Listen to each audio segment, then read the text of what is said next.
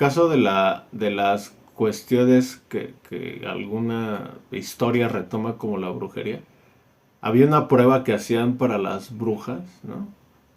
En ese tiempo la Iglesia Católica tenía mucho poder a nivel mundial, ¿no? Entonces había una prueba que hacían de las brujas donde las aventaban a los ríos o a los lagos.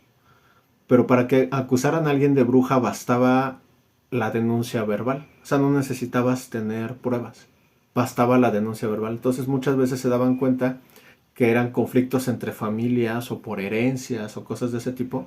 Entonces si tenías problemas de herencias con alguien lo acusabas de brujería. Y no tenías que llevar ninguna prueba, bastaba tu dicho.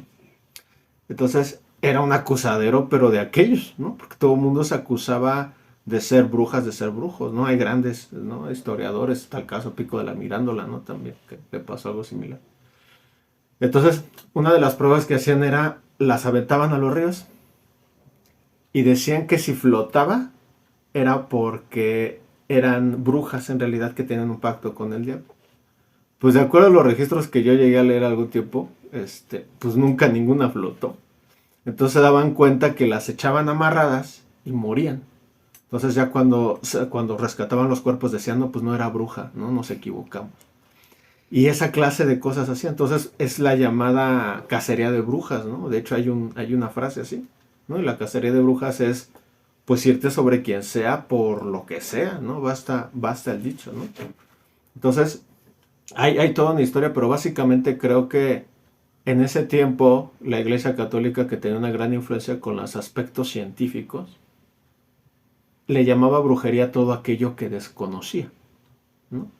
Y entre los aspectos que desconocía, pues eran los saberes de los propios pueblos, ¿no? De los pueblos. Entonces, por ejemplo, en México, ya desde hace unos años, se tiene un proyecto de a las parteras poderlas capacitar en intervenciones médicas para que puedan ayudar en los partos. Entonces está la partera y el doctor, o sea, se reconoce su saber. Hay una carrera en el Politécnico de medicina y partería, ¿no? Donde salen especialistas también en partería, reconociendo la tradición. Pero algo que sí es importante es que hay otra manera de poder mejorarnos que proviene de la propia energía de nuestra naturaleza humana. ¿No?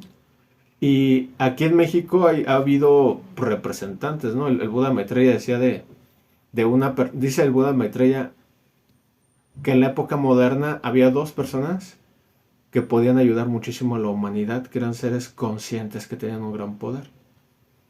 Una de esas personas estaba en Europa, nunca supimos en dónde, y la otra persona estaba en Zapopan, Jalisco.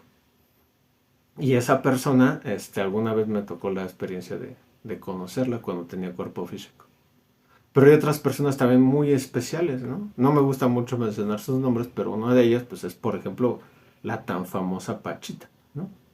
Pachita también, una curandera, ¿no? También tenía un poder extraordinario. Y hay otra también en Oaxaca, no recuerdo ahorita su nombre.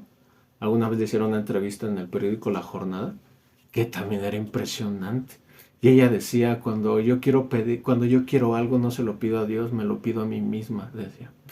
Bien interesante, bien interesante. Entonces le preguntaban que por qué, y ella decía, es que yo soy parte de la divinidad. Y tenía razón, o sea, una visión, una persona analfabeta, ¿no? Una persona que nunca había salido de su pueblo, pero tenía una sabiduría extraordinaria.